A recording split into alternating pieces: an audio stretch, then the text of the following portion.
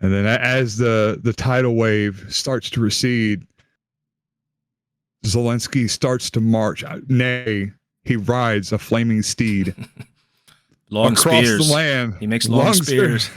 Twice as long as a man. And he rides.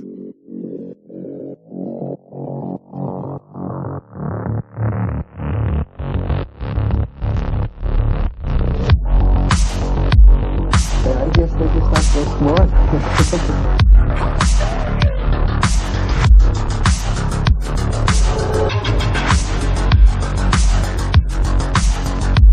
Of gender rights. They are now trying to cancel our country. I am talking about the progressive discrimination of everything to do with Russia. He added that cancel culture is akin to Nazi book burning, saying, "We remember the footage when they were burning books. It is impossible to imagine such a thing in our country, and we are insured against this thanks to our culture, and it's inseparable from blah blah blah blah." But just the fact he's citing, he is worried that he and Russia are getting canceled just like J.K. Rowling. Yeah, because he watched our video. It was called Canceling Russia. That's what happened. That's why I wanted to let everybody know we're having an effect. Single-handedly winning this war. See what you've done, Republicans? You've got, at the four. You've got foreign dictators repeating your nonsense. He is tweeting about how his country is getting canceled because he invaded someone and talking about J.K. Rowling. It's amazing. Next is going to be the election stolen. Yeah, stolen. Freaking critical Ukrainian theory. I don't know.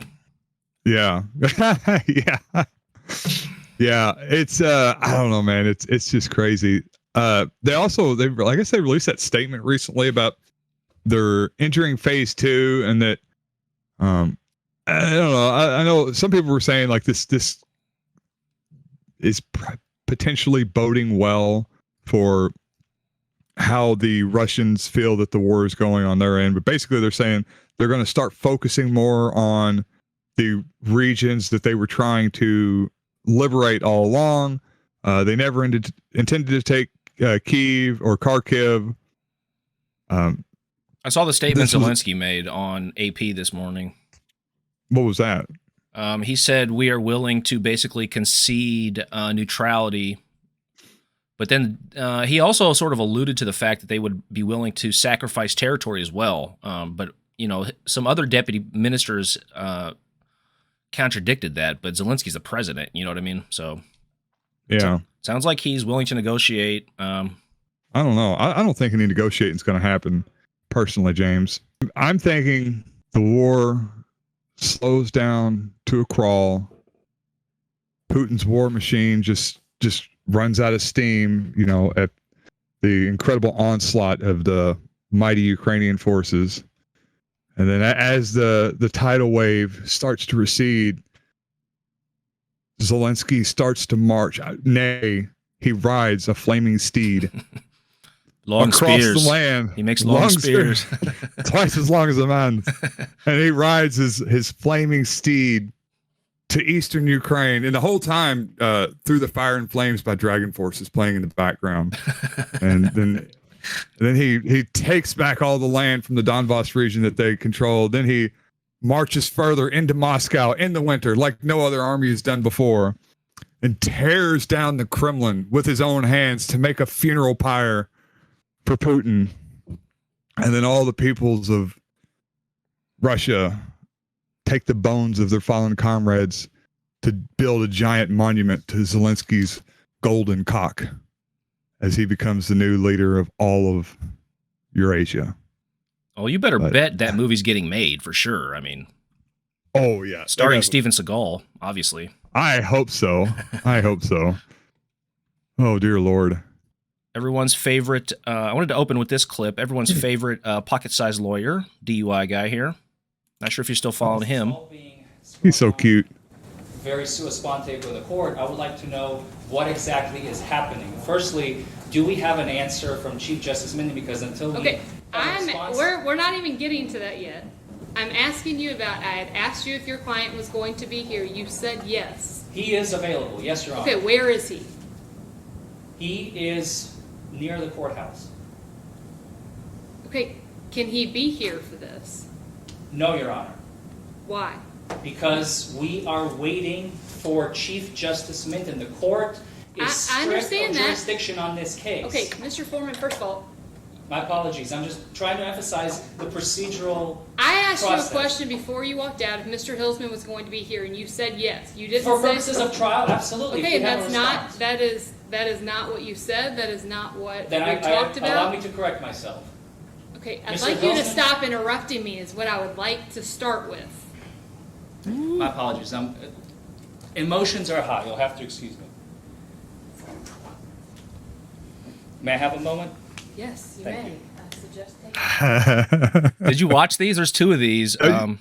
Usually he posts the entire process when it's over with, so hopefully we'll get a longer version of this. But one of the commenters was saying that he filed a motion to have this judge recuse herself from this case for whatever reason. I don't know the reason. I'm trying to find out, but she's forcing everybody to show up while it's in litigation at the Superior Court, just as punishment, basically. Oh, Jesus Christ. That's why DUI guy here is getting pissed. And they go at it, dude. It's hilarious to watch him go at it. She's like, she wants to give him a contempt charge so bad, but she hasn't done it yet, I don't think. Yeah. Oh man, judges do not like that. Telling them that they are trying to get them to understand that they're not going to take an unbiased view of the case and asking them to recuse themselves. I had this happen once to myself when I was a juvenile, actually, and I had a lawyer petition the judge to recuse herself because she just. What was the grounds? What's that? On what grounds? I basically, like, she had made pretty forward statements about, like, she just didn't like me, and she had kind of a personal animosity towards me. I don't know. It wasn't. It didn't seem like it wasn't much, but my lawyer brought it up and asked and put the motion forward, and of course you have to put the motion forward to the judge. So, she ended up saying that she didn't feel like she was biased and she was not going to recuse herself. But point being, I think you've kind of got to be on a power trip to get in that position to the first place. And when somebody tries to check your power, I guess emotions can get a little hot. But it is kind of crazy that somebody like that would try to go ahead with it. She can't really go ahead with it. She's not supposed to. That's what he's trying to explain to her here. But she's like making them show up anyway, even though they can't hold trial. She's trying to make everybody show up to the courthouse and sit there and wait for the Kentucky Supreme Court to decide on it, whether or not she's recused. Because she's mad, I guess, that he filed above her. Okay, so she's not recused yet, but there's a motion for her to be recused, and they're still waiting on. Right. She doesn't have jurisdiction currently, according to what the law he cites here. That's why he's complaining that she's trying to hold trial here when she doesn't have jurisdiction over the case. Where is that at? It says Jefferson. Jefferson? Oh, okay. Huh. Anyway, this is in the context of this Lily's Law that's going to get passed here for all you drinking and driving people. This is going to change. I think it passed the House. Named after this girl who got killed by a drunk driver who had just been let out of jail on a previous drunk driving charge. House Bill 185 is headed to the Senate, it says here. What will this law do? Removes the requirement for there to be a serious crash, injury, or death in order for an officer to obtain the driver's blood if impairment is suspected. So basically, if they think that you're under the influence of anything, they can now, or they will soon be able to require you to donate blood in Kentucky. Seems like a gross violation of constitutional rights. If impairment is suspected, which is pretty vague, man. Which it's always suspected.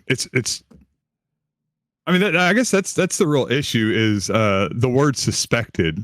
It's such a vague, vacuous term that, I mean, you can always suspect it, and there's really no checks on that. There's really no way to argue that it wasn't suspected at the time. And if you're not, if you're not secure in your own bodily fluids, you know, what does your person and effects have any, you know, like that seems secondary to what I've gotten here, you know, what's in my house. I'd rather have that rummaged through than my body rummaged through. Seems like to have things drawn. It seems like the personal liberty people would be shouting against this, right? Of course not. They're on board because it's law and order. Because they're all fucking bootlickers. U.S. law and order good. China law and order bad. Yeah. Jesus Christ. Also in this bill, a third is a felony now instead of a fourth. Well, good thing I got mine out of the way early. I know. I'm done with all that stuff, man. We got so lucky, didn't we? Oh, yeah. We didn't kill somebody or... Oh, my God. Yeah. Yeah. It could have very easily happened. I know when I got my second DUI, I was actually hanging out with you earlier that night and got particularly lit and then left your place to drive home. That's when I got it. Huh. And yeah. You'd been drinking too. Of course. But you hadn't drank. I don't think you had only been drinking beer. I'd been drinking whiskey and beer. And we both left the bar, got back to your place, and then I left there to come home. And well, you don't understand how I drank beer. I would go to the bathroom at work and drink an entire can of beer, and I would do that like 20 times a night in an 8-hour shift, and then take a 15-pack home. You got to do what you got to do to get by. Yeah. All right, well, let's get into the show here, I guess. This is a topic that you probably know way more about than I do, although I do have some experience with this, with these type of people. Not so much, but with sort of the online community. It seems like, I don't know, it seems like you would be into this stuff back in the day a little bit. Yeah, for sure. We're talking about the sovereign citizen movement here. Yeah, so I initially wanted to do this segment because I feel a particular kinship with these kind of people. Sure. With like the libertarian kinds and what I thought the sovereign citizens were not what I thought that they are. Not what I thought they were. I figured they were just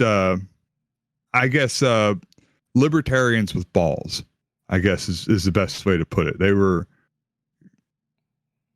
rightly or wrongly, and more often than not wrongly, they were just kind of standing behind their convictions, and they were trying to live by how they think they should live. And I very quickly found out that that's not what sovereign citizens are, and that's not what they believe. They're not standing up. They're not standing up to the man for the in support of the little guy. Well, I thought that there were maybe some like of big government. There was some kind of archaic legal loopholes or older understandings of certain legal passages that they were trying to capitalize on that maybe would have worked once or maybe had some significance, but yeah, I don't. There's essentially nothing behind it. It's well, let's not get too far into it. I want to play the opening clip here first. Okay, so I have to warn you, the audio's very bad here. They're right on the freeway. But this is pretty indicative of the entire movement, in my opinion. I don't know that much about it, but seems fair. Hey, what you need help with? Well, days ago, my RV was stolen from a lot off of Vaughn Street, across from Carter Field, next to the White Pump House. Okay. Is there a superior here, actually? Well, we're all on level playing field, so which I'd like to speak with the superior directly. Okay. All right, well, you're speaking to me right now, so what do you need help with? I would like to speak with the superior directly, sir. I want to make sure my constitutional rights are respected through this whole process and ordeal. Okay, well, I'm here to protect your constitutional rights. That's what we're here for. Okay. Absolutely. So who is the supervisor, though, just so I can direct my attention to the... Why do they have gloves on already? What are they about to do? I get nervous when the police start putting gloves on. Yeah, they're getting ready to check them for drugs in all the wrong places. proper channel of authority for myself. No supervisor here. No supervisor. Okay. So, primary residence and my primary dwelling, my sole domicile. It was taken. I love this guy. I'm immediately picked up the phone and called and filed a report for grand theft of South Boston Police Department, which Officer Perkins responded. He refused to provide any incident report or any investigation, any information regarding my RV, and a call to be removed from private property. With that being said, I'm sorry, I'm a lawyer. I've been studying this whole weekend. Obviously. So if you'll just Yeah, me too, buddy. give me a moment to It only takes a weekend and you're a lawyer. I want to read this little paper I wrote for you guys. I think that's enough. We get the gist, right? Yeah, we do. Yeah, so this is kind of one aspect, one small weird aspect of the sovereign citizen movement that come about. This whole, I guess, being confrontational, and not even like setting out to be confrontational against authority figures. Not quite sure what part of the movement that arose from, really, but what happened is they towed his freaking RV because he parked it on somebody's property. yeah. That doesn't have anything to do with anything, though, does it? Even if he were a sovereign citizen, there's still property rights, I think. Yeah, well, sovereign citizens have this, they seem to go out of their way to be confrontational towards any representative of the government, any authority figure. That's what I'm used to seeing, is all the, the audit stuff, the super ultra cringe, barely knowing anything about the law, but then confronting the police with, with their weird misunderstanding of certain parts of the law or certain passages in the Bill of Rights. Can we go to the explanation? This is a little piece that Vice did about the sovereign citizens. Kind of gives you some context into what the movement's about.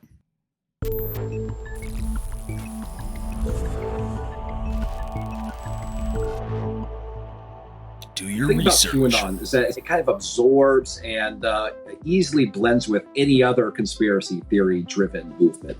So you get The latest movement to glom onto Q? The sovereign citizens. These guys have been around for decades, spinning out from radical right-wing movements in the 1970s.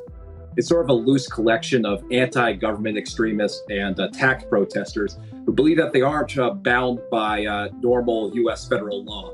Because this is an anti-government movement, they don't recognize the legitimacy of government forces in any way. This has motivated them to take some very extreme and dangerous actions. Conveniently, that anti-government view also gets the sovereign citizens out of all the pesky stuff normal people do to maintain a functioning society, like paying taxes and following regular laws. I often compare them to kind of like anarchists, but they've developed their own kind of alternate legal system, which they believe. Yeah, you stop it there. We got to get the point. Yeah, so it's this it's a right-wing movement that believes that a person can remove themselves from the what they would view as the illegitimate jurisdiction of the federal government and oftentimes the state and municipal governments. As one might expect, they're not too keen on paying taxes, federal fees. So we would notice this from the Cliven Bundy case. He was the rancher out in Nevada that was grazing his cattle on federal land and just refused to pay the minuscule grazing fee that they were charging him. They had an armed standoff, but they got a problem, getting licenses, submitting to any authority or government agents like police. And it was this anti-federalist movement that started in the 60s and 70s from these different tax protesters, essentially, or people that were trying to get out from underneath the jurisdiction. A lot of it, too, was very scammy. So there was a lot of legitimate farms that were having issues with the federal government. I don't know. It was certain fees that the federal government was charging farms that were putting a lot of these farms out of business. And there was these scammers that were going around and selling people the information about how to get out of these fees. And what it was is being a sovereign citizen. They would tell them, hey, you just go and announce this, you say this, and all of a sudden you're not you're not a citizen of the U.S. anymore. You're now a sovereign citizen, and you don't have to pay any taxes. Yeah, one of the ideas seems to be that you can volunteer, like being part of the federal government is voluntary in their mind. Yes. So, this is what I was interested in. When I started looking at this, I was wanting to find what is their justifications for doing this. One of the, I guess, predominant justifications is something called straw man theory, and this is going to be good. So, straw man theory is this idea that there is a separation that exists, a legal separation that exists between you, James, the flesh and blood person, and you, James, the legal entity that can take on debt and is subject to the laws and jurisdictions of the land. So, and they point out, and I actually looked at one of my birth certificates, and it's like this too. If you look at a birth certificate, your name, or some birth certificates, your name will be listed on there twice. One of the times it will be uppercase, and one of the times it will be, just uppercase first letter, and then lowercase letters. Seems solid to me. This is very important. You're making light of this right now. This is very important. Okay. So there was a practice in ancient Rome called capitis diminuto, which means decrease of the head, which I think is something that happens when you get married. You read a term. Yeah. So this is it is a thing that would happen during Roman trials where a person could have part of their legal capacity extinguished from the subjection of the Roman Senate. There was a couple different ways for this to happen. You could be kicked out of a certain family, but retain your rights of citizenship and liberty. But it's this really weird, archaic law that they seem to not even understand, that could separate legal entities in the Roman times under Roman courts. And they would recognize this legal separation in Roman times by writing your name separately in uppercase or uppercase lowercase. So that's part of the capitis diminuto, the uppercase and lowercase. Yeah, but that was a long ass time ago. This isn't Rome, man. We have a whole different set of laws. Yeah, we do. It's basically conspiracy theory, right? This whole thing is like, yes. It's not one conspiracy theory. It seems to be like multiple small, non-consistent conspiracy theories. It is basically a receptacle for all the trash right-wing conspiracy theories that are just kind of all rolled into one with a bunch of really odd justifications and pseudo-legal workarounds for the law. But but they also, essentially they are like an anarchist type group. There's certainly a lot of overlap in the foundational principles. They don't want to be subjected to authorities to which they did not consent. That seems to be a big sticking point for these sovereign citizens, that they're not consenting to the jurisdiction of federal laws. Sure. Both try to live outside these power structures and live outside and to bring down these power structures. I think the biggest difference I could see probably is just IQ. Like if you take an anarchist and give them a head injury, then they become a sovereign citizen. Basic understanding of how economies work would help out in that scenario. You can't benefit from society and not contribute anything to it. That's not good. You're just a taker. No. You're just a taker. Which is what the right wingers claim to hate, incidentally, just the takers. Yeah. So I found this. There's this one guy in particular, Bobby Lawrence. He has been referred to in several of the articles I read as a sovereign citizen guru. There's a little clip of him. I think started at like 116. Yeah, I'm looking at it. I don't know if I would. Guru isn't the first thing that comes to mind. No, it's not. It looks like a divorced guy in his tool shed. 116. Yeah. Okay. Incidentally, James, you'll soon gonna find out this guy really needs an editor. So, maybe you can hook up with him and do some work. I know you do good editing work. Let's see what. But all right, we'll just set the stage real quick. So he just spent 1 minute and 16 seconds not explaining, but just listing the first two amendments, just listing them. Not, but yeah. So this is what he's going through. He lists the first two amendments, and he's going to explain. Basically, he's going to give the basics of how a sovereign citizen nation should work. Okay. Yeah. I'm curious. I like anarchism. List of grievances. And we have a locally elected law enforcement officer called a sheriff serve that petition with a list of grievances to be redressed by our public servants. That's what the petition means, the right to petition our government with a list of grievances for a redress. Redress does not mean address. We don't care what their opinion is. Useful information. Redress means it must be set right now, immediately. The Second Amendment is there, and there are two liberties in the Second Amendment, and that is the right of the people to form a militia and keep and bear arms. In the formation of that militia, if the sheriff is outmanned when he goes to serve that petition on the governor because an assembly of we the people decided that he was acting outside his parameters, then the sheriff comes back to the assembly and the sheriff asks the assembly to call up the militia, a nation of Minutemen, to call up the militia and help him serve and enforce that petition on the branch of government that's misbehaving. And that's why we have the First and Second Amendment. You see, but we're not a party to it. We're not a party to the Constitution because we're 14th Amendment citizens. All right, that's good.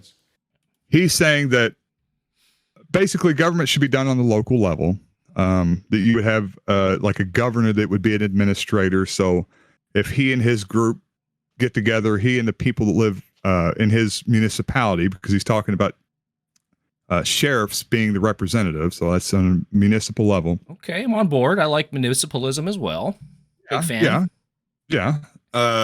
They would get together. They would come up with some redress of their grievances or something that they were upset about on the state level, and they would hand this paperwork to the sheriff, and the sheriff would go and serve the governor and tell them that this needs to stop right now, that this needs to change right now. I don't know what's going to happen with the next town over when they decide something different. And then they go and of course, if the governor doesn't do what the citizens of that municipality want him to do, that's what the Second Amendment's for. And that's when you get the militia together. He comes back and he calls the militia, and then the militia goes to the governor and they enforce the will of the people on the governor. So in lieu of voting, they just form militias and kill the governor and replace him with. Yeah.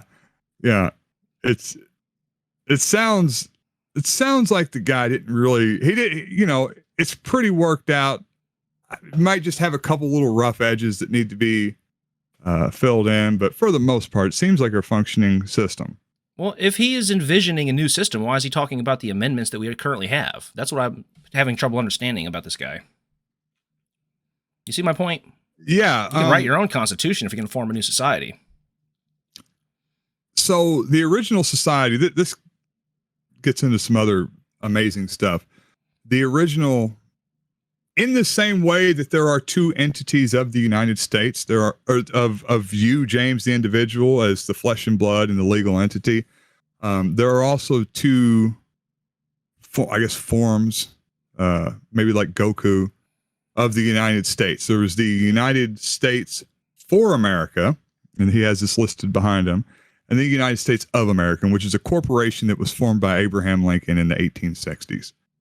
And this is kind of where everything went off the rails. This is in the 14th Amendment was passed, which basically provides for this legal separation.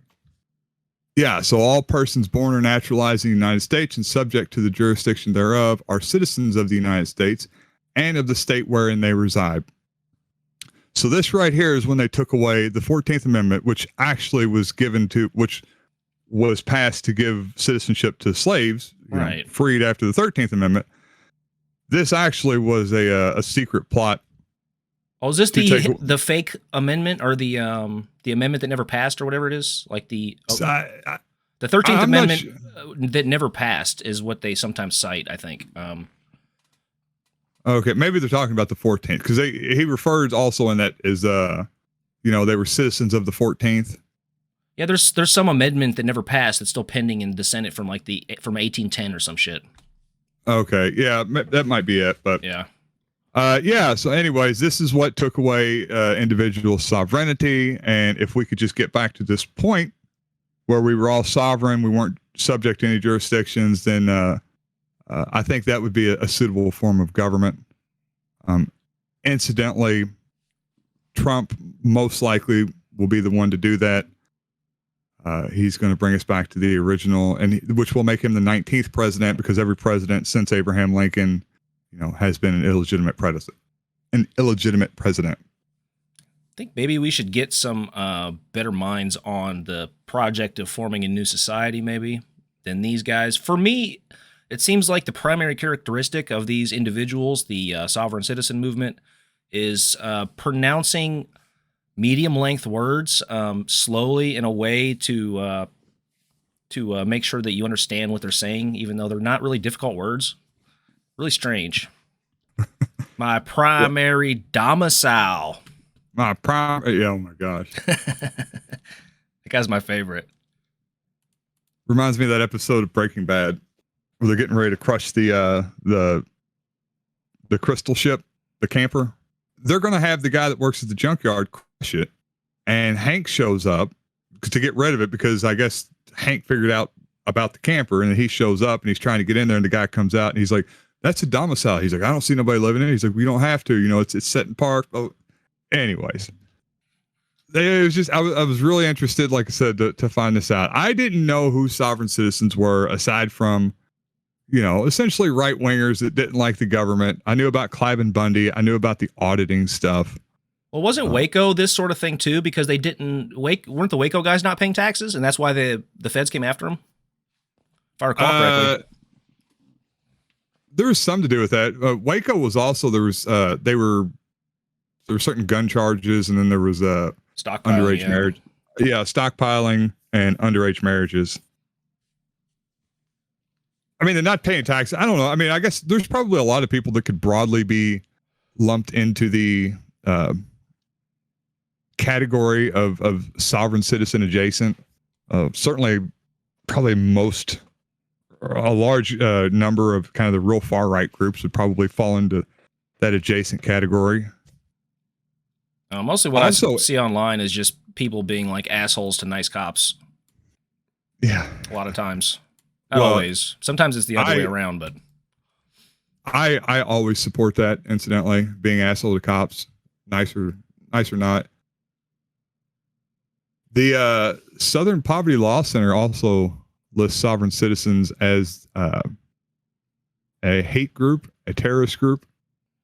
I believe it was the FBI lists the sovereign citizens as the most dangerous domestic terror group. The most dangerous to the public intellect, or they don't seem most violent. Dangerous.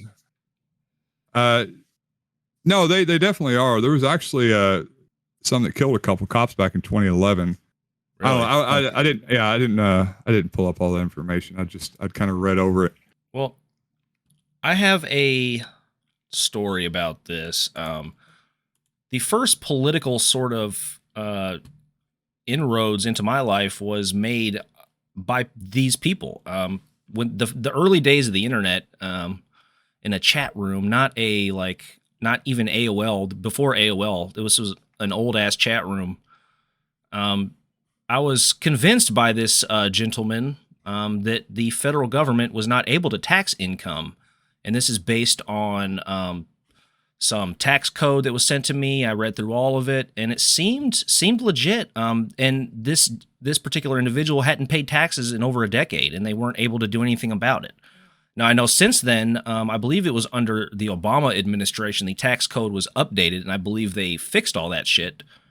But I think there was actually some legitimacy to the idea that the tax code was written in such a poorly designed way that it could be interpreted as to determine that you are not eligible for income tax unless you are living outside of the United States. And this is building off a work by Erwin Schiff, who is one of these tax protester guys. Here's his website. You're not paying taxes. Income tax is voluntary. There was a bunch of people who were into this stuff and not paying their freaking taxes, which... Wesley Snipes. Well, see, the issue is most of these people are probably not making enough to really pay income tax anyway, I assume. They just don't, they don't want to file, I guess. But yeah, there was some sort of truth to this, I think. The Supreme Court has looked at this several times at this point, and they've concluded that it's all bullshit. But of course, because it's not, legal loopholes in the law aren't how the law is interpreted. It's interpreted based on judges' interpretations. Yeah, sure. In the late 90s, there was a bunch of people into this, man. Yeah, no, it doesn't surprise me. And I guess this also, you kind of see this as being a common thread across the sovereign citizen movement as just odd interpretations or personal interpretations of laws or legal codes or tax codes and common law. That's what they always say. Isn't that from England, the UK? Isn't that like UK stuff? Yeah, it's English common law. I mean, a lot of our laws are based on English common law, but it's not. Why would that apply to Americans, though? It doesn't even make sense. It doesn't necessarily apply. It's just that a lot of our laws were based on that. That's kind of where we started off when we were creating our own law codes. But yeah, so much of the movement just seems to be personal interpretations. They're like that guy. That guy was a lawyer, and these are their personal interpretations of these particular laws. So actually, it's funny that you brought up DUI guy. I was in preparation for this. I was watching DUI guy did a segment on sovereign citizens. Oh, so I guess really? I guess there's a lot of crossover traffic between his and the audit guy. Anyways, beside the point. But he brought up the old legal adage about a man who represents himself is a man who represents a fool. And I think that's what it comes down to. Like, you can't. Well, of course, the lawyer's going to say that. Yeah, there's a lot of truth to that, though. Like, the law is written for people with a legal understanding to be able to parse it. And you or I might be able to read through there and say, well, it says this, or well, it doesn't say this, or well, this is what this means. And yeah, you really need a professional to kind of parse this stuff. And once you do have a professional parse it, you find out that most of these loopholes that you probably think exist just don't really exist. It's covered elsewhere. It's a misunderstanding of the language. Well, you're not the one who gets to interpret it. The judges, the court systems do.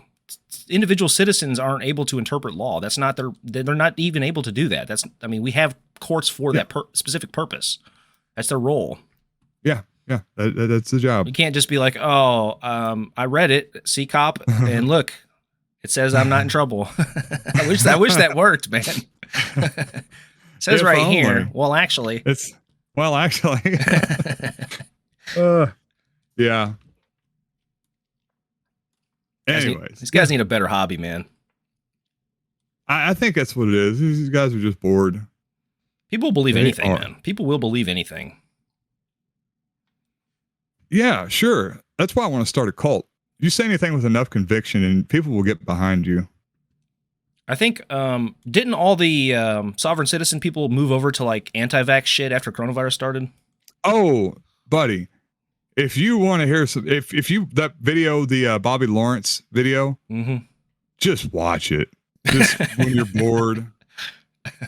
He goes through everything. He explains the entire Constitution. He talks about Trump. He explains why the vaccines are going to kill you, why it's illegal to pay fuel taxes and school taxes, and it's a beautiful thing.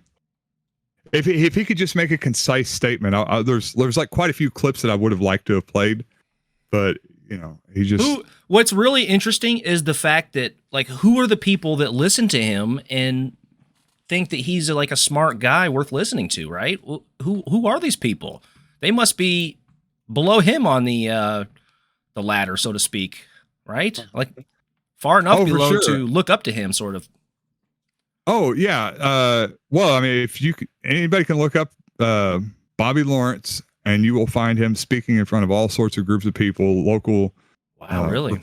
Republican conventions, of course, the Q libertarian type conventions. He's a pretty popular guy. It just goes to show, man, you don't even need a consistent theory to, you don't even need consistent sort of evidence in a line. You don't have to connect the dots at all to just make a conspiracy theory. No, just say it with enough conviction. Who was it? The other. Okay, I think he did a thing with Marjorie Taylor Greene, actually. That sounds about right. Yeah. Yeah, a lot of QAnon people.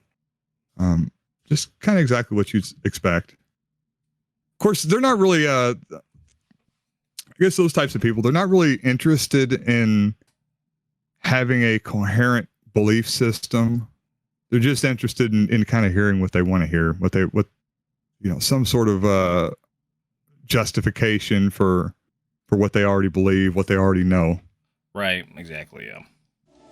All right, ladies and gentlemen, visit MetamaxPerformance.com for all your nootropic needs. We have pure nootropic compounds on sale for a limited time. Get the supplies while you can before they run out.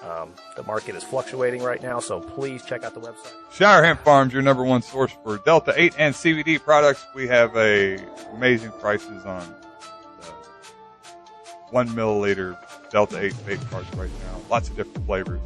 Come check us out. Support small farms, support local businesses. ShireHempFarms.com. Bam, there you go. Well, my week has been consumed with murder stuff. I don't really follow this stuff. My wife does, so all this is new to me. But these two Netflix specials, I'm sure I'm the last person on earth to watch these, but these were fascinating to me, man. I'm completely embroiled in this stuff now. This is the first one, Making a Murderer, has been out for quite a while now, and I haven't finished it yet. So first of all, let me just put out a spoiler warning. Spoilers for Making a Murderer, and also spoilers for American Murder, The Family Next Door. Both of these are Netflix documentary series. So if you have not seen them, please skip ahead, because we're going to spoil those. And if you have seen these, do not spoil the end of Making a Murderer, because I don't know what happens at the very end. I'm partway through the second season. There's 2 seasons of this thing. I know they were very popular when they came out, but I'm just getting to them. So, yeah, these are fascinating, man. So the first one, Making a Murderer. This is one of the most disturbing things I've seen in a long time.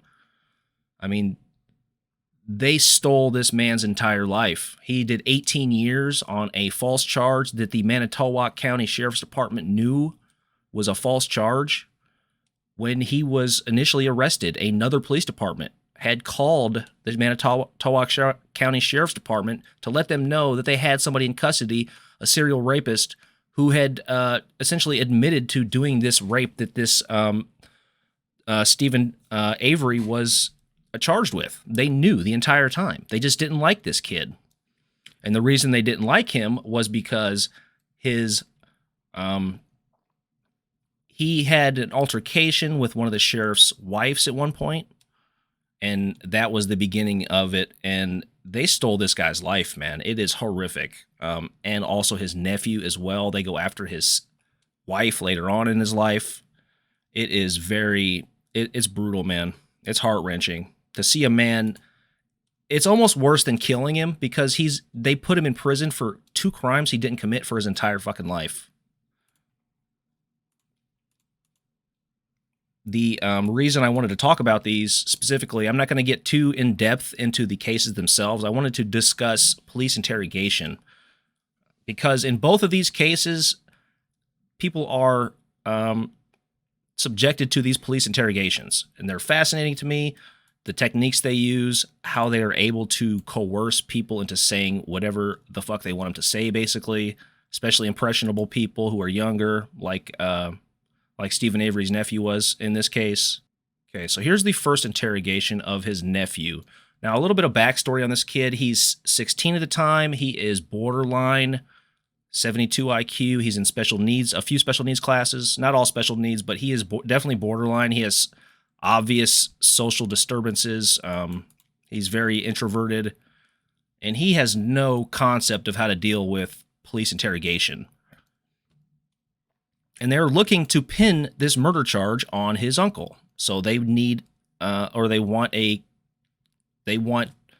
trying to convince his nephew to basically hem him up, to provide testimony against him.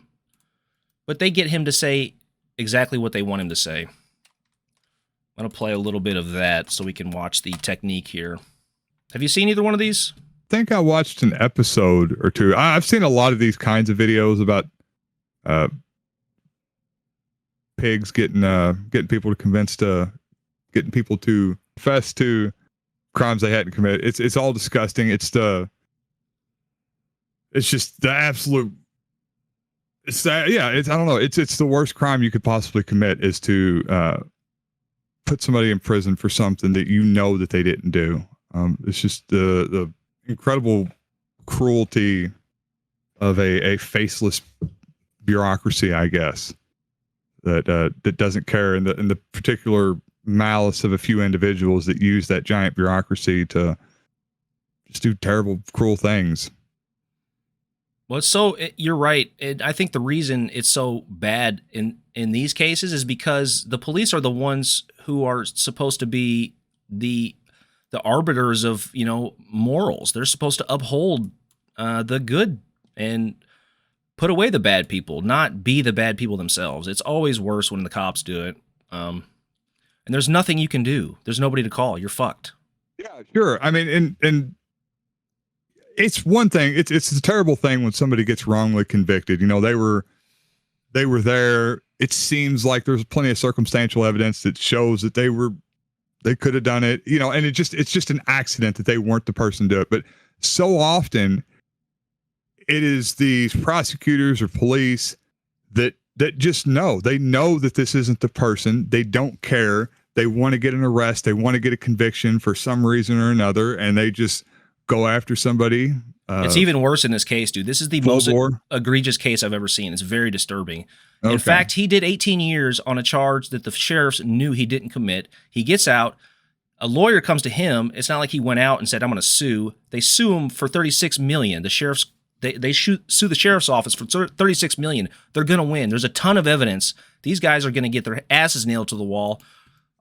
A woman winds up dead. Some evidence shows up in this guy's place of business in his home. They plant all this fucking evidence on him, dude. Set him up for a murder charge. It is horrific. It's the one of the defense attorneys later on, when he's already incarcerated, they unseal the evidence from his first case. There's a blood vial that had been tampered with. There was a hole in the top of the fucking lid where they had stuck a syringe in to get his blood out to plant evidence at the scene of the crime. They engineer a ton of evidence. And it's slowly getting uncovered throughout the course of, I don't know what happens at the end, though. I don't know. I know there's more shit to it, but man, even what I've seen so far is it's the most disturbing shit I've ever seen, I think. Anyway, yeah, if you haven't watched it, I avoided it because the thumbnail sucks for a long time, but yeah, it's actually incredibly, it's riveting, man. It's absolutely riveting. Yeah. Anyway, that's enough rambling on my part. Let's get to the interrogation shit. I don't watch this stuff because it makes me so incredibly angry. Yeah, this one is just sad, dude. It's so sad. Seems like the nicest kid in the world, dude, and he's serving life. Okay. Want to draw me a few pictures? Okay. Brendan, when she was on the bed, was there a lot of blood? Yeah. Do you recall when the sheets were taken off the bed and stuff that the blood had soaked through to the mattress pad at all? I should point out, this is a 4-hour interrogation of this kid. They tell him that he can go back to school after this is over with. So basically what he's doing here is he's trying to get out of the situation, right? And they are feeding him specific evidence that they know that they already have the evidence. They know all this stuff. But it's so dastardly because they are basically they're feeding him information about evidence that nobody knows about besides the police because they fucking planted the evidence. Like, for example, the car hood. They know that the car hood has Steve Avery's DNA on it because they planted the DNA there. So they're going to get him to tell, in his confession, to basically corroborate all the evidence they've previously manufactured. Her mattress? Oh. You don't know? Did you see her or not? No. You sure that she wasn't taken out to the garage alive and some of this stuff was done to her out there? No. The reason they're trying to get him to admit that something happened in the garage is because they planted evidence in the garage as well. Hanging from a rafter or anything like that? Mm-mm. Now, the worst is over. You're not going to shock us or anything by telling us if that happened. Because I just have a feeling that something may be there. Jesus, this is so obvious. It is Like, just go ahead. If you know the backstory, it is, but... Yeah, just go ahead and say it. Just say it. We need you to say this. What they keep saying to him is, now we know the truth. We already know. We just need you to tell us. All we need you to do is tell us. And we're here. We got your back. We need you to tell us that you did this, right? This is what you did, right? Just tell us that you did this, right? There's a couple specific things that they can't get out of him because it's so specific, so they just basically tell him what to say. It's so fucked. Nothing happened in there. It all happened in the bedroom, you said. You're positive of that? Yeah. You keep in mind that, Steven's going to have his time to tell his story too, right? Yeah. He's not going to say anything different? Did you turn the mattress over or anything like that? No. Cleaning of the house, Brendan. Did Steven do some cleaning in the house? I don't know that. You know what I mean by cleaning in the house, right? Yeah. Did he vacuum? Not when I was there. He didn't. Did he wipe anything down? These police officers get him to confess to being an accessory to this crime, to chaining a woman to the bed, slitting her throat, stabbing her twice, shooting her twice, and they found no blood in the bedroom, no blood in the house. There is no evidence of this kid being involved whatsoever. No physical evidence. Only his confession here, and he is convicted by a jury and sentenced to life with no physical evidence. Unbelievable, dude. This is the saddest case I've ever seen, I think, dude. It's so fucked. Also, this kid's court-appointed attorney was literally cooperating with the prosecutor for his uncle, Stephen Avery, his co-defendant. Literally cooperating. His defense attorney did the same shit to him with this interrogation. He interrogated him in a similar sort of way to get him to confess, to basically get him to plead out so he can be a prosecution witness against his uncle. Immediately after this, he recants. He recants multiple times. It's very clear. I don't understand how this even stood. And every time they appealed it, it was rejected. It's unbelievable, dude. Yeah, it's. I just listened to the first JRE in quite a while, and it was the Rick Doblin. He works for the Innocence Project. Yeah, and he was talking about a couple of these different stories. These investigators, these police interrogators, they're professionals, and they know what they're doing. And somebody that's already dealing with a lot of stress, somebody who's maybe on the lower end of the spectrum of intelligence, put in a situation like that, like it's a science to how to get them to say whatever you want them to say. And these people know exactly how to do it. And it just blows my mind that you could put away like any sense of human decency you have and get somebody to confess to something that that they didn't do, or you have good reason to think that or to even try to manipulate them in any way to say something. Try to get what they know out of them. Don't try to get them to confess to the list of facts about the case that you have in front of you, just so you can get a conviction. It's just, I don't understand how a confession by itself can be enough to convict somebody. It should not be. It should there should be some sort of guideline that says if there's no evidence besides a confession, that's just not enough. It's just not. Because most people think that it's important. So I feel this way about eyewitness testimony. Sure. Eyewitness testimony is notoriously one of the worst pieces of evidence you can have. People think that it's the most reliable.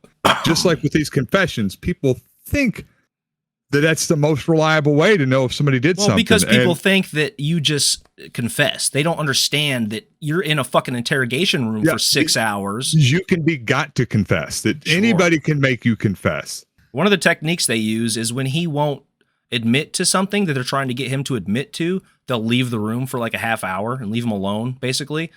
And then they'll come back in and they'll say, "Now are you ready to tell us the truth?" It's so crooked, dude. It's so crooked. And the one of these women who later took Steve Avery's case talks about how the signs that these interrogators look for are the same signs that he's displaying here. They're also the same signs that someone who's borderline or young or inexperienced with the police would show, like being like some of the things they will look for is slouching or rigid posture, failure to make eye contact,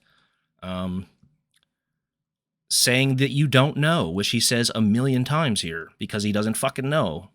It's like, yeah, all these things could be potential signs of deception, but they could also just be a young ass borderline kid who has no social skills and no experience with the police. It's no big surprise. I have nothing but disdain for cops. I think just as a group, they're the most reprehensible human beings on the planet with no redeeming values. I just don't know how, I don't know. In general, I agree. Yeah, in general. How you could get a collection of people like that would just, it just ruin somebody's life like that. I don't even know where to go with it, really. It's horrible. It's disgusting. Yeah. It's perverse. It's disgusting. And it's so prevalent. That's the thing. So one of the points I wanted to make about this, you hear about cases like this. You'll hear about Rick Doblin will go on Rogan and explain, a similar situation. A woman whose child died. This is the case he was talking about. A woman whose child died.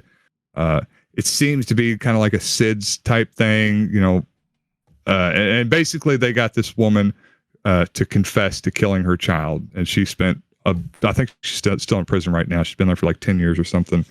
You hear about this crap all the time. Cops manipulating, these big high profile cases of cops manipulating people into saying or doing things.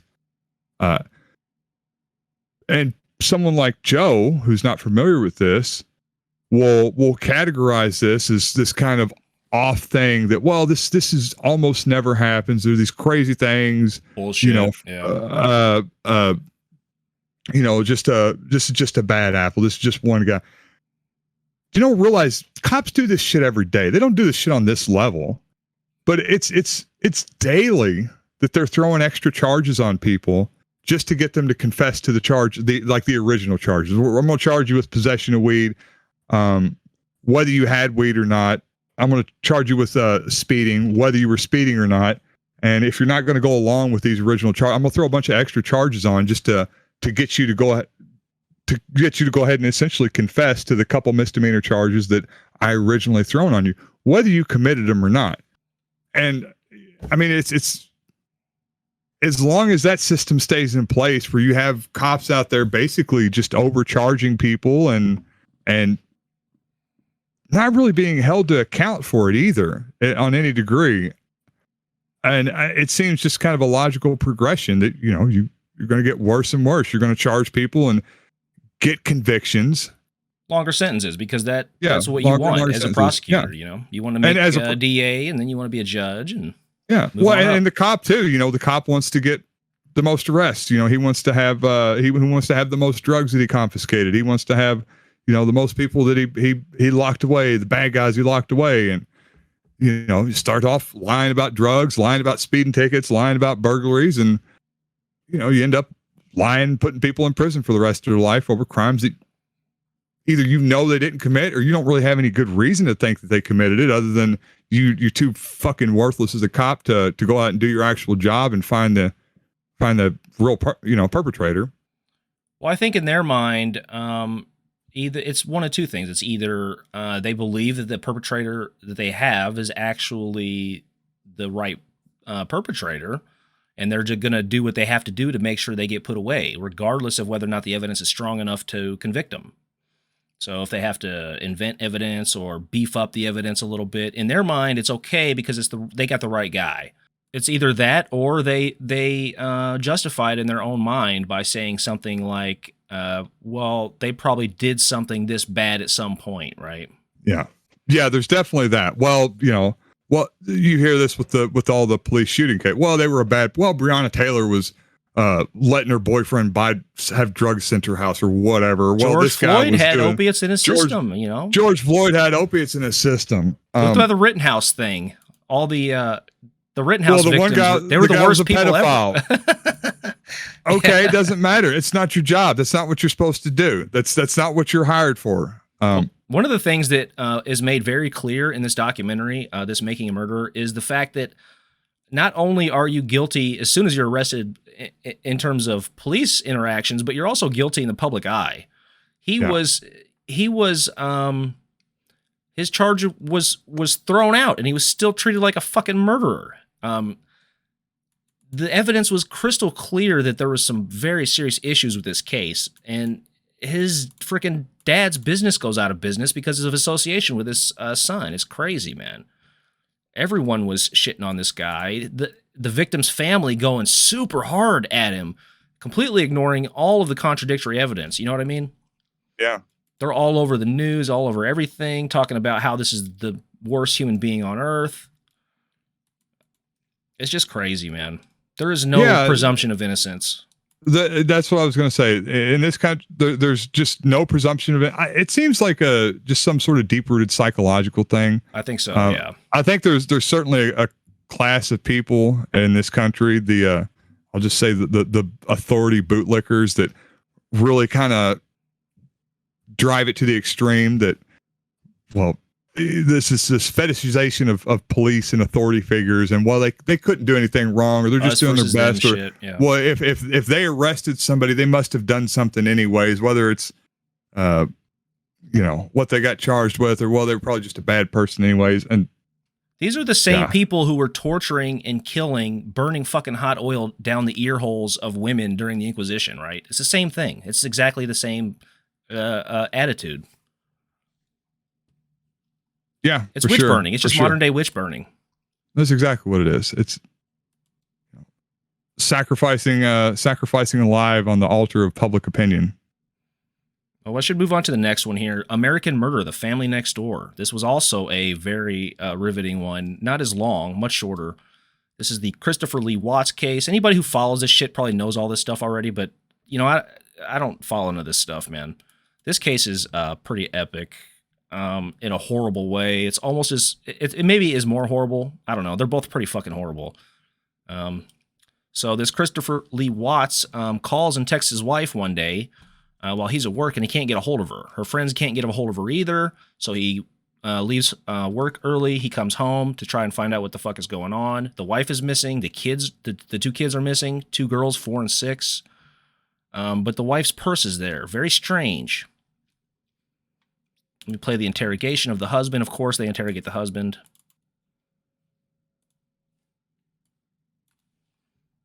Okay. I see pictures of you from a few years ago, and I see you standing before me now. Okay. You've gotten pretty fit. Okay. You can imagine when guys start cheating or want to cheat, that's what happens. Yes. Tell me about it. I did not cheat on my wife. I went from 245 pounds to about 245? 245 pounds. You look great, man. Thank you. I'm 185, 180 right now. And I've got to imagine that maybe there was a girl that inspired that. No. I have never cheated on my wife. Okay. You know that we have to get to the bottom of this. So you know that. Yeah. Okay. So the transitions you see here are from the actual doc. Those aren't my cuts. So this is a different interrogation. They interrogate him a few times here. You know that. Yeah. Okay. Would you take a polygraph? Sure. Don't worry, it's not on or anything right now. It's not gonna buzz you or anything. Don't ever take a polygraph. I know a lot of people haven't had polygraphs before. It's not like a normal. If you're That's innocent, bullshit. why would you not take one? Yeah. Sure. I took one. I think I've told this already. Yeah, you told the polygraph story that you took. Yeah. You said you failed it for a crime you didn't even commit. Yeah. I'm a naturally nervous person. Took the polygraph, failed it on 2 questions with 99% certainty, and was telling the truth. So my lawyer said never take a polygraph. He said they're bullshit. Well, I just learned this from the Making a Murderer documentary, but I guess they have some technology that the military uses that's even better, like some sort of brain scan that's not really admissible in court either, but it seems to be way more accurate. I feel like any of these things, so much of this, it's always up to the interpretation of the person reading the data. The technology itself, I'm sure has, excellent applications and probably has a lot of promise, but, it's the fact that it's law enforcement or people working with law enforcement or working with the prosecutor's office that are always the ones interpreting this data. And, they're going to see in it what they want to see in it. It seems like, and that's just what I don't trust, and for good reason. You shouldn't trust cops and prosecutors. They're all scum. Well, yeah, they're trying to fuck you. Yeah. They're not trying to find criminals. They're trying to make arrests. They're not seeking the truth. They're trying to make arrests. They're trying to get convictions. That's what their job is. That's what they do. I don't know if this information is helpful or hurtful to the general public, but I have it on very good authority that in order to pass a polygraph, all you have to do is like pop a Xanax and you can pass it pretty easily. There's a certain techniques that you could use on the older ones. It had to do with like clenching your body up at certain points in time and then releasing at other points in time. And I guess it's supposed to fool the I don't know. There's all sorts of ways, I imagine. You can probably look it up. Okay, so I want you to have confidence in the fact that you had nothing to do with this disappearance. Like, we're going to find that out today. And obviously, I hope that, if you did have something to do with their disappearance, it would be really stupid for you to come in and take a polygraph today. Exactly. Right? See, they're setting them up here. This is a technique they always do in these. They let you know that the polygraph is foolproof. They're definitely going to find out if you're lying, and that in your mind convinces you, right? And makes you more nervous, I guess. They're trying to make you more nervous. They're trying to get that seed stuck in your head that, I can't lie. And you get incredibly worked up and, right. and scared that, they're trying to, elicit more of a, physiological reaction of your nervousness and anxiety when you lie by working it up like this. Interesting. It makes sense. That's what the lie detector is, looking for. Certain physiological blood pressure, respiration, heart rate. Right. Like, you should not be here right now sitting in this chair if you had anything to do with Shanann and the little girl's disappearance, okay? You don't cry that your 2 little baby girls... I'm hoping they're still around somewhere. I'm hoping they're still somewhere. Yeah, but you don't have them right now. You're not reading stories to them at night. I know. You're not giving them midnight snacks. I love those girls to death. Then show us that. Show us that. Chris, did Shanann do something to them? No, I don't know. I'm serious. I have no clue. So you would have known, 'cause they didn't leave the house. Did Shanann do something to them, and then did you feel like you had to do something to Shanann? See, what she does here is they give him an out. They were discussing this in the other doc. What the interrogators will do is they'll give you an out. They'll try to find a better way for you to confess, but it's still a confession, right? So that's what she's doing here. She's trying to give him an out. And he does pretty good. He doesn't really crack for a long-ass time. He does a bunch of these interrogations. He has, like, news interviews and shit. Chicks are crazy. Can I talk to my dad or something? Absolutely. Do you want to bring him in here? No, I just can't talk to my dad. Like, he flew across the country. Crash him. How about this? If we brought your dad in here, would you please tell him what happened? I just feel like I'm not been here for like 5 or 6 hours and I'm late. Absolutely. He deserves an answer. And then just Folygraph failed it. There's just too much emotions. So I mean, they're not gonna let me go. See, they have him convinced that they're going to arrest him, but if they were going to do that, they'd have already arrested him. They can't charge you for failing the polygraph, I don't think. Yeah, I don't know. That's it's not admissible. It's not admissible, but would it be probable reasonable cause? Suspicion? I mean, sure, they already searched his house and shit, so it doesn't matter either way. That's not enough to hold him, I don't think.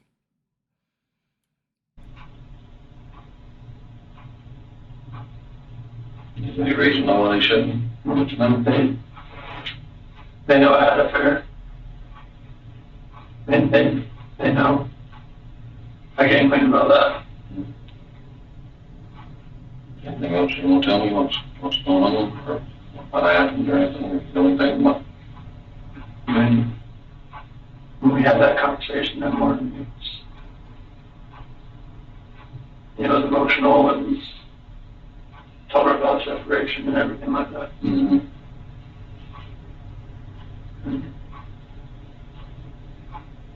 I don't want to protect her. Well, I don't want to protect her.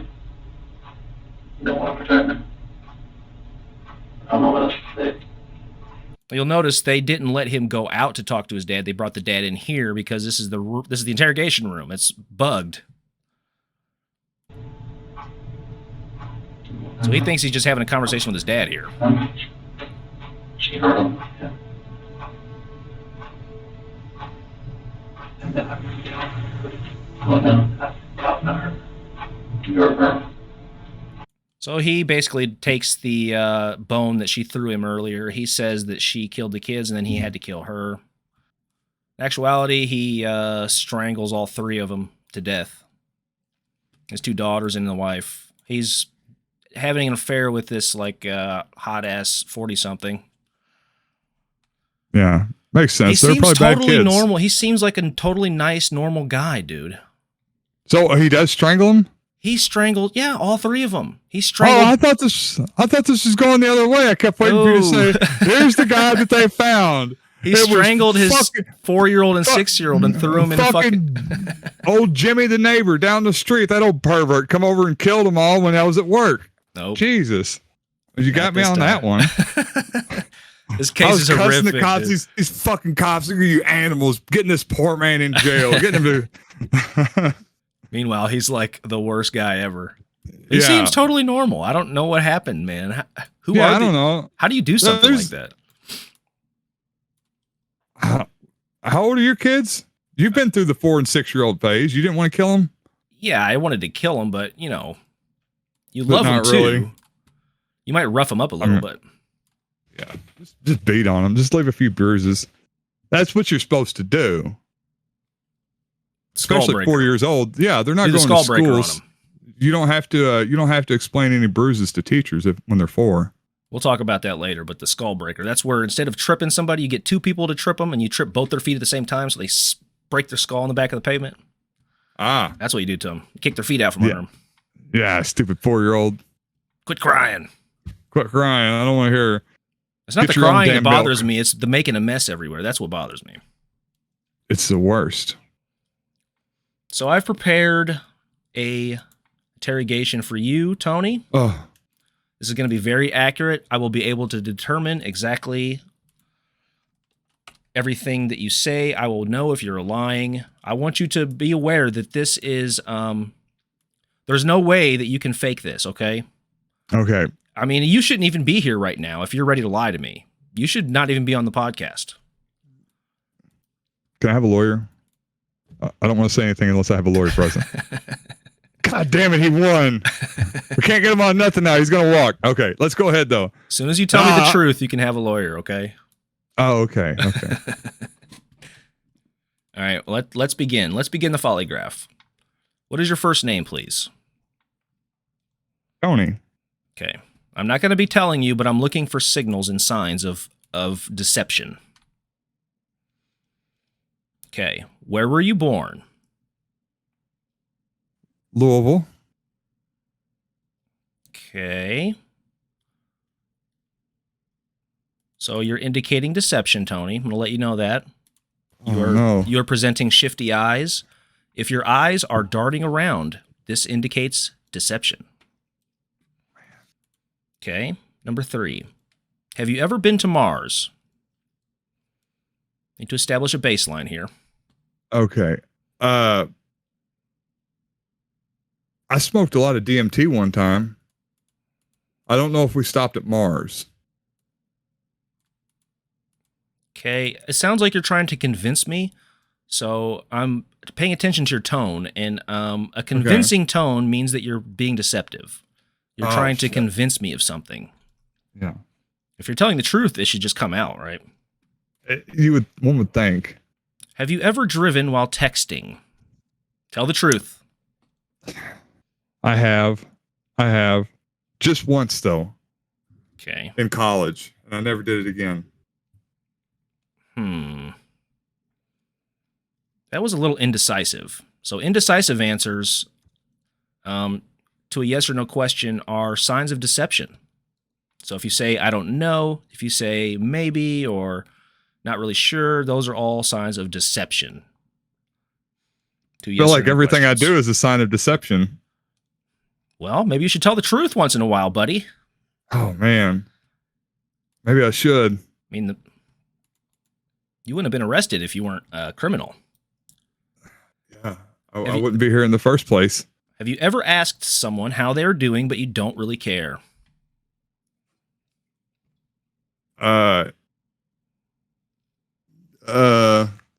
Pass. Okay. Have you ever driven your pickup truck directly towards and into a pond, putting both the vehicle and your passenger at risk? I don't recall. Maybe once a long time ago. I think, yeah, I do remember that, perhaps. Maybe. I'm not sure. No, that was somebody else. That was another guy that I knew. So right now you're telling me no, but you're shaking your head yes. So matching words and body language. Obvious sign of deception, Tony. Obvious. No. Okay. Yes. Okay. Have you ever cursed at or given an obscene gesture to someone in traffic only to later find out that the driver was an elderly individual? Very embarrassing. No, I don't think so. Okay, that seemed truthful. Yeah. Have you ever encouraged those around you to engage in risky behavior, such as chugging pure grain alcohol? Very dangerous. Yeah, not for human consumption. I have always been a proponent of knowing one's limits and using responsibly. So I can't imagine that I would do something like that. Seems very out of character for me. So, clear signs of deception here, ladies and gentlemen. This is what's known as big talking. He is a big talker. The truth is usually short and concise, while lies are lengthy and verbose. So, beware. I can be verbose. Have you ever tried to convince others that banana peels are psychoactive? No, I have had people try to convince me. Have you ever illicitly acquired a large amount of whipped cream?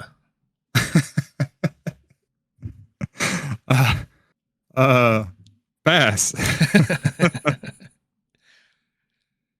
Have you ever gotten aroused from a video's thumbnail only to later find out after clicking that the person who aroused you has a penis? Yeah, that wasn't me. I was drunk. So I'm not sure. Lips don't lie, Tony. Folding in your lips before speaking means you are holding in the truth. So oh man, you do this, you're holding in the man. truth. That's what that means. It really looked like a chick. It really did. Have you ever continued to watch anyway? I don't recall. This concludes the test. Obvious signs of deception here. I noticed distrust a delay. This is if someone waits more than 5 seconds to answer. This indicates deception. Inconsistencies we didn't get to. A liar will act inconsistently from their normal behavior. And yeah, we got the rest in there. So yeah, that is how you can determine whether or not someone is lying to you. Yeah. It seems like you're always going to find a reason that somebody was lying to you if that's what you're looking for. It's almost like when you're a hammer, everything looks like a nail. Almost. Right. Yeah, it's really strange when your job requires that you convict people, that you find ways to get those convictions. This is why we need artificial intelligence to remove the human element from some of this shit. It really is. It really something's got to be done because this ego and just the kind of overdrive authority complex. I mean, we saw that with the judge from the very, very first video. You give people positions of authority and some people just can't handle it. They just go too far. It goes to their head and, they become a monster, as Jordan Peterson might say.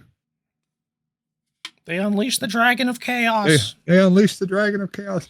They have to become a monster. There's so many issues with the human psyche, man. They are not conducive to like fair and equal application of justice. I mean, we try to do the best we can and it's still not good enough. Sure. Yeah. Elon, you need to get on that. all this Neuralink you keep bullshitting about. I saw an article today that he's like trying to decide whether or not he wants to make his own social media platform. Yeah, why don't you help try to fix our justice system, Elon? Do not give fucking Elon any ideas, dude. You don't know what it's like in my head, Joe. It's racist enough without Elon Musk's involvement. Yeah. He's one of them OG imperialist racist South African style. Well, there was something like 200 accusations of racism at his Tesla plant or whatever. This is a bowling ball, and this is a cake. What? This show is insane. You are all here because you are all talented at making cakes that look like everyday objects. That is cake. All right. So the segment title is Entertainment Evil. So like from just a utilitarian point of view, this seems like such a waste of resources. This sort of entertainment. What is this? What is going on, dude? Is it cake? I mean, we are talking about what is the carbon footprint of producing a Netflix show like this? Give me a break. What? And why are we making cakes that look like shit? What is the purpose? Is anybody eating all this cake, or are they throwing it away? I have so many questions. Yeah, first off, those are all covered in fondant. It's how they make the, Yeah, of course. That's not good to eat. I'm just saying, fondant tastes like crap. Yeah, like it's horrible. It's like not chewing gum. Yeah, it's nothing like just if you're gonna have a cake, have a normal buttercream cake, buttercream icing. That's what you want. Royal icing if you're a weirdo. Generally buttercream. Never fondant. It's horrible. Well said. I agree completely. I prefer like the cream cheese frosting stuff, or the peanut butter. Cream cheese is amazing. That might be the number one. Like, entertainment seems to have fallen a long way from the heights of the days of Shakespeare, in my opinion. I have another clip coming up. I don't have anything to say about it. I guess I'll have to describe it for the audio listeners, although they'll get some audio here. But this just sums it up. I mean, this is... Yeah, I don't know... I don't even know what to say. I'm just disappointed in us as humans. I feel like this has probably gone on. It's just more in our face now, but I feel like even in Shakespeare's day, people were watching plays that everyone in their family was making fun of them about.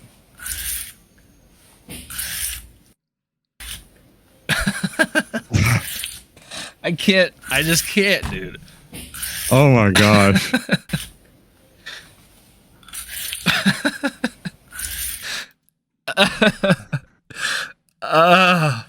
Oh, it hurts my brain, dude. Yeah, I don't know. What do you even say to that? I can't even describe it. I can't vocalize the description of what I'm looking at. So stupid. A woman is using her front teeth to skin a zucchini. Is that a zucchini? No, that's a cucumber. It's a cucumber. Oh, okay. That's English a long cucumber. It's an English cucumber. You're okay. You're right. Yes. The sound you're hearing, folks, is a woman's front teeth peeling, lengthwise peeling a very large cucumber. It just gets more stupid as I think about it. It's the sound that I think that gets me, dude. The sound of it. The way she's just looking at it, like, yeah, she does not look happy. She's like, she's not smiling. Oh, jeez, I gotta stop looking at it. Oh my goodness. There is some value, I guess, to the entertainment factor, but I mean, how much dumb entertainment does society need, for one? And for two, it seems really wasteful, man. Yeah. There is some merit to just going back to like 3 channels. And you have those 3 channels. And you have to have a show that has some sort of value, entertainment, learning, cultural value to get on one of those 3 channels. And if not, then that's a good F point, off. Yeah. Because I think the whole game right now is fighting everyone else for attention. It's a battle for attention, right? Sure. Because there's just too much. There's too much fucking entertainment. And most of it's completely useless. It's making us dumber. Like, my kids sit and watch fucking TikTok and learn literally nothing for hours. Yeah. No, I'm right there with you. I've got one that loves it too. Is she on TikTok? She does the TikTok thing? Oh, she loves it. Yeah. It's horrible. It is. I yell at her all the time. Put your phone down. Yeah. This is not we're not touching your phone today. But I don't mind them doing the YouTube stuff because there's educational videos in there. They get a lot of educational content in there as well. Yeah. There's a pretty good channel for my daughter called Darman, where they teach her like sort of social practices, sort of the afternoon sort of TV stuff that we watched when we were kids. That have every episode would have a moral, right? It would have some sort of lesson it was trying to teach kids, and this is sort of what they're doing with this Darman channel. It's very popular, but it's really good. And comparing that to TikTok is like, I mean, I know there's educational stuff on there, but that's not what they're watching, dude. No, definitely not. What is it about the human psyche that seems to be drawn to the bottom of the barrel stuff like that wants to see a woman skinning a cucumber with her teeth? Well, you know, or watch a whole show about, is it a cake or is it not a cake? Is it a real item or a cake that looks like a real item? Whoa, that's wacky. There's something about TikTok, because even doing research for this segment, I'll just sit there and watch like 30 TikToks and get nothing out of it. Not even be entertained. It's just, I think they're so short that you barely have time to process it before it's over and then on to the next one. You're trying to figure out what you're even watching, right? And by the time you figure it out, something else is starting. That I have the same problem. You've heard me go on my rants before about how anti-Facebook I am. I think it's the worst thing that ever happened to the human race. It will be the downfall of societies and the collapse of culture. But having said that, I use Marketplace to buy stuff on occasion. Sure. And if I have to go to Marketplace, I have to open my Facebook app, and I will find myself, I before I can hit the Marketplace button, after I open the Facebook app, I start scrolling. Oh, what does this person I don't give a shit about have to say about, what they're concerned about, what's going on in national politics? Oh, this person is happy that her daughter, who I don't know, is going to state and such sports event. Yeah, it's just, I just start scrolling. I don't know why. I hate Facebook. I'm actively opening up Facebook thinking this is the most terrible app ever. I wish Craigslist was still a thing, because I would much rather use it than Facebook Marketplace. But there I am scrolling. Well, that's just your family and friends, though, that you're scrolling. You're not scrolling a bunch of random stuff. So I don't know. No, they're not my friends. I don't care. If you're my Facebook friend, you could fuck off. Jeez, that's harsh. If I don't talk to you outside of Facebook, then you're not my friend. And I'll just say that. Well, it's more of like a Facebook friend is not the same thing as a friend, right? There's two different categories. They're not a friend at all. If you're my family, not a friend at all. Okay, that's a strong statement. Yeah, no, I added you. This is a deep dive for all the Facebook listeners out there. I add people on Facebook, so when I have to advertise shit, it just gets out to more people. So not important. None of you are important. Not even your close personal family members. You're just dollars to me, you pieces of shit. I think it provides a service in that it helps family members keep in touch easily. And friends. Not phones. Well, call them, text. Right, but it's a group environment as opposed to a one-on-one conversation. So it does provide a service. But outside of that, I think it's the toilet of content. It's horrible. Yeah, I get the service. There's got to be there's plenty of other apps that provide that same service without providing all the garbage. There should be one app, and it should be nationalized. But that's a separate argument. We'll pull it up right now. Oh, the season 4 trailer of Exploding Star podcast is out now. Yeah, it is. Came out last night. Yeah. Anyways, people, if I don't talk to you. So TikTok is famous for these challenges. They have a bunch of these where these young kids do dumb shit because they saw it on TikTok. Some of the more famous ones are a little bit older, but they're some of the newer ones that you may not have heard of. The penny challenge. This is where you pull the socket out of the wall on your phone charger. You drop a penny in between the prongs to start a fire. Seems like a bad idea. Yeah. The Skullbreaker challenge we discussed earlier. This was became famous after it was executed in, I think, Brazil, and they really messed a kid up. This is, instead of, like, we would trip people back in our younger days, but now with the Skullbreaker, you trip both feet with 2 of your friends, and you trip a third person in the middle of you. You basically sweep his feet out from under him and smash his head on the ground. And the Benadryl challenge. This is where you take enough Benadryl to hallucinate and record the effects. Shout out to Chad. He was doing the Benadryl challenge back in the early aughts. Well, he wasn't the only one. I was right there with him, man. Yeah. Boy, oh boy. Not a good idea. Not a good challenge. Apparently someone died as a result of this challenge. So they have started putting warning labels on the Benadryl now. Yeah, but just because you're hallucinating, guys, does not mean it's a euphoric experience. It is definitely not. It is deliriant. A deliriant. Yeah, there you go. It makes you delirious. That's not a good experience. Very frightening. I remember distinctly having conversations with people. That's what most people will recite. They'll say, "Oh, I was having conversations with people," and then the people just disappear, which is very frightening when it happens to you. Ugh. Yeah, it sounds awful.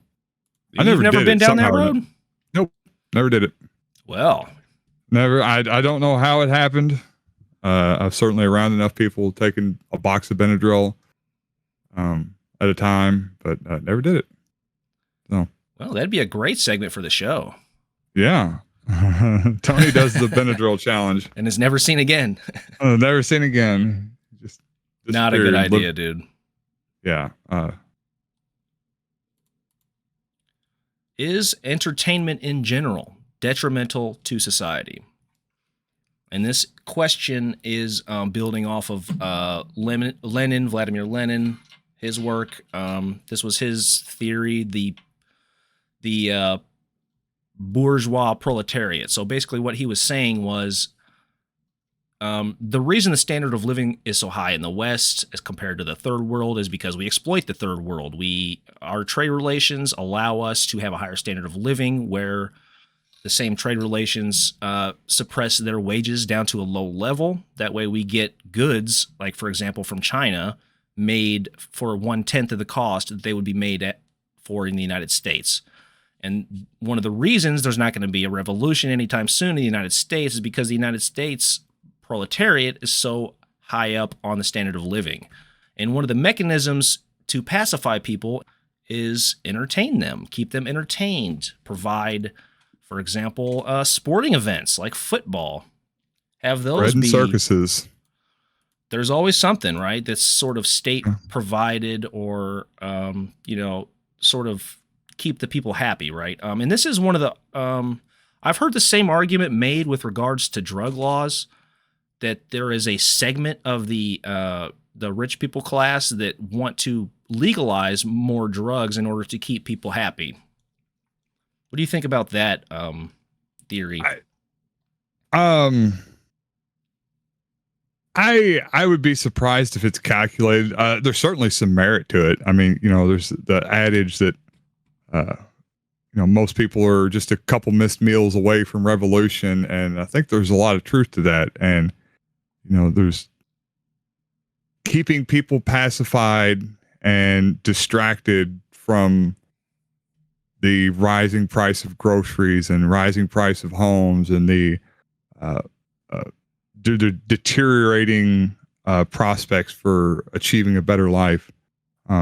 If you're not going to fix that, and certainly that doesn't seem that the bourgeois capitalist class wants to fix that, you have to keep people distracted and keep them showing up for work. And drugs are doing an excellent job at that. Once everything else fails, all the safeguards that are in effect right now, once things get so bad that they stop working, just start giving people benzos and opiates at night and give them some meth in the morning to get them going and get them to work. That's the other side of the argument, is that drugs would reduce the productive capacity of the workers. And it's sort of a battle between those two forces. So on the one hand, they could make people happy in their shitty life, or they just work for a capitalist, and on the other hand, it could hurt production numbers. Yeah, I imagine they could figure out exactly which cocktail and dosages would be best to give people at certain times of the day. Well, this is also this plays into the Psychedelic Act, because the argument at that time made by some of the revolutionaries was saying that they were banning these because it made people more revolutionary to take psychedelics, and it expands your mind, right? Yeah, no, for sure about that. I mean, there's having done psychedelics quite a bit. There really is like a reset factor to it, and a kind of a question everything mode that you will go through. If you've done a high enough dose of psychedelics, where you start kind of reevaluate your life, and you kind of take account of where you're at, what your job is, what you're doing for yourself. And, there's a lot of people that there's an expression for it that kind of like go off the rails, so to speak. They tune in, turn on, and drop out. They drop out of society. And if you need workers, that's not what you want people doing. Yeah, it sort of complicates the discussion around legalization when you realize that maybe there's a segment of the capitalist class that actually wants to legalize some of this shit for that specific reason, particularly things like pot, I guess. Yeah. I don't know. I'm sure there's a reason pot's illegal, but caffeine's completely legal. One makes you more productive. Yeah, I don't know about pot. Certainly, I'll tell you this. I have seen a proliferation in the amount of people getting prescriptions for Adderall and other amphetamine types. Well, you can get it by phone now through the same sort of way you get other shit now. Yeah, excuse me. I was talking to a friend just the other day, and he and his wife both have got scripts for it. Now, she got it through a website. She actually sent me all the information about the website. I'm not really interested in Adderall personally. I certainly wouldn't want a whole script of it. But yeah, and my friend was saying that basically this is what he has to do. He's got a pretty demanding, fast-paced job, and got a lot that rides on him, as far as the company and responsibilities he has to do. And this is how he keeps up. Just take some Adderall and get going through the day. And I got, it not only does it give him the energy to do it, but it also makes doing it more enjoyable. He's fucking tweaking all day. So that's what I wonder, if there was a drug that made you high as hell, man, like super high, like so happy, loving life, and also increase productivity without any other downsides. I feel like that shit would be legal as hell and everybody would be on it. I feel like that's oxy for me. Like I was way more productive, and you could make an argument happier for opiates. Yeah. Yeah. Especially like those class of opiates, the ones that are not so downy, that are more uppy. Like for me personally, like others, like meth, I would just be jerking off in the bathroom all day. It would be a disaster. I would not be productive at all. Meth is great until you haven't slept in a while, because then your brain doesn't function at that point. So you get a lot of shit done while your brain is still fresh. But yeah, no, not me. I think I was maybe particularly sensitive to amphetamines, so I would just get whacked within the first couple hours, and it's all downhill from there for the next couple days.